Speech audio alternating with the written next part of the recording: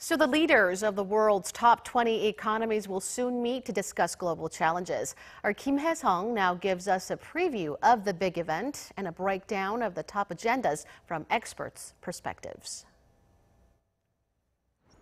Shaping an interconnected world, that's the theme of the G20 Summit set to begin on Friday in the German city of Hamburg. The three main agendas set by the host country are building resilience, improving sustainability, and assuming responsibility.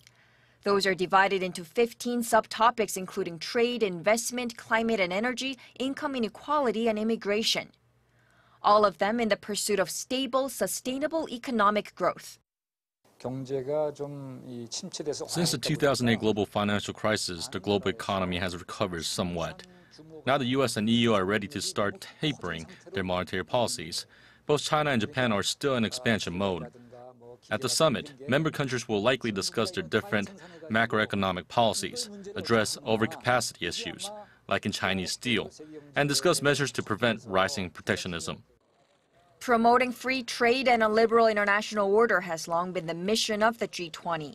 But according to the WTO, 42 new trade restrictive measures were applied by G20 economies between October 2016 and May 2017, an average of 6 measures per month, slightly higher than in 2016. With U.S. President Donald Trump pushing for an America First policy and calling for existing free trade agreements to be renegotiated, member countries are likely heading for a clash. This lack of consensus was seen in March at the G20 financial ministers and central bank governors meeting. The members' communique at the end replaced the usual phrase, resist all forms of protectionism, with a watered-down version. We're working to strengthen the contribution of trade to our economies. German Chancellor Angela Merkel, however, vowed last week to European leaders that the EU will present a united front at the G20 in favor of free trade.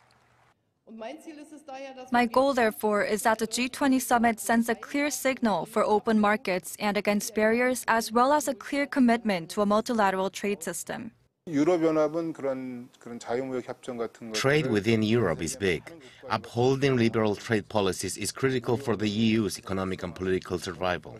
If President Trump opposes liberal trade policies, then the roles of Europe and China, their leadership, will grow even bigger at the summit. The second main agenda is climate change, which the group sees as an issue that needs to be tackled for sustainable growth. G20 leaders are expected to push for the implementation of the 2015 Paris Climate Agreement designed to reduce greenhouse gas emissions. That agreement, however, was dealt a major blow when President Trump took America out of it. Sustainable energy has long been a critical issue for Germany. Merkel has played an important role in coming up with the Paris Climate Agreement. A high level of commitment to the Paris deal is unlikely, but countries are expected to at least reaffirm their commitment to environmental issues at the level of the UN 2030 Agenda for Sustainable Development.